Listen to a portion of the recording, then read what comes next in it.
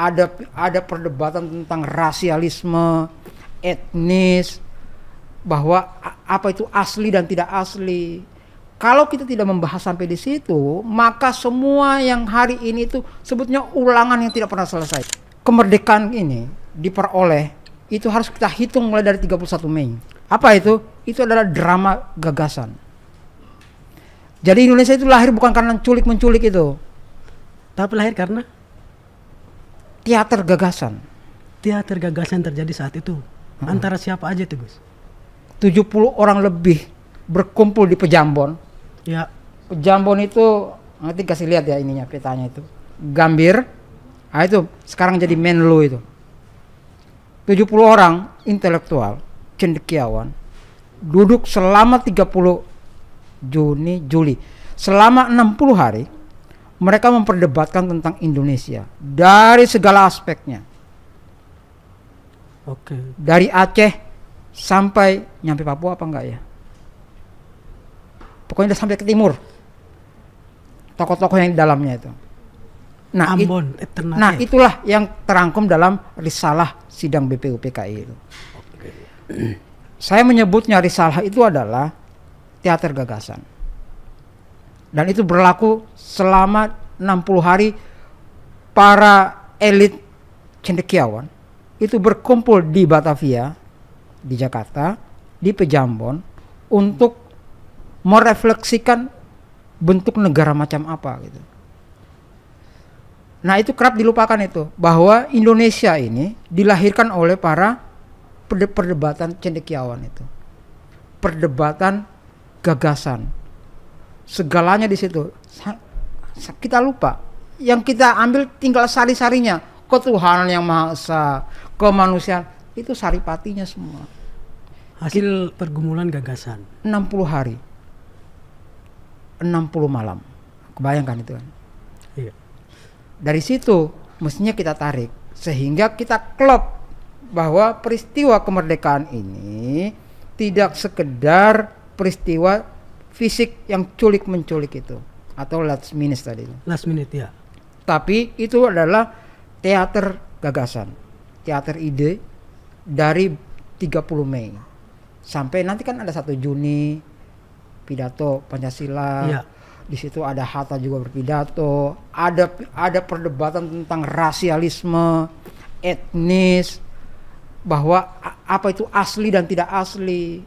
Kalau kita tidak membahas sampai di situ, maka semua yang hari ini itu sebutnya ulangan yang tidak pernah selesai. Contoh, dia Cina, kita maki-makilah dia Cina, karena dia adalah orang lain.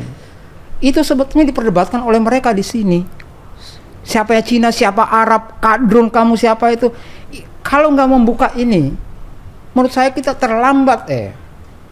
Sejarah itu diputar 78 tahun yang lalu. Karena itu kalau saya ngelihat orang kok nyebutnya kadrun dengan cara menghina gitu kan. Oh dia nggak membaca sejarah ini. Soekarno itu ketika dia membahas tentang siapa Indonesia asli, itu teaternya ya, teater gagasan dalam Pejambon itu. Di bulan Juni dia langsung ke Baswedan itu, Bung silakan bicara ya. Karena dia orang ini penting. Ketika membahas tentang etnis, dia langsung ke Cina itu, Tionghoa yang hadir di situ, sama Indo. Bagaimana ini tentang asli ini? Oke enggak presiden adalah Indonesia asli gitu? Dan berdebatlah di situ. Jika hari ini kita masih mentahannya kayak gitu, berarti nggak membaca.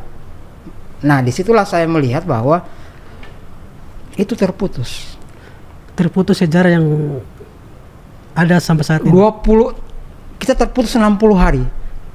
Kita langsung potong sejarah kemerdekaan itu setelah Oppenheimer itu karyanya dijatuhkan di Hiroshima Nagasaki.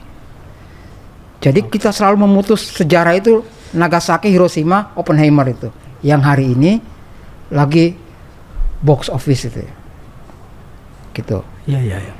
Nah menurut saya penting adalah kita tarik sampai mulai 30 Mei.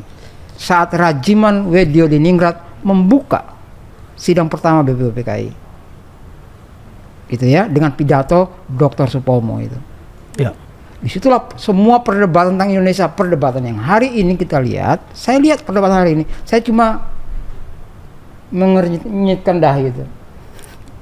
Kok ini kan yang 78 tahun yang lalu, apa yang salah gitu. Iya.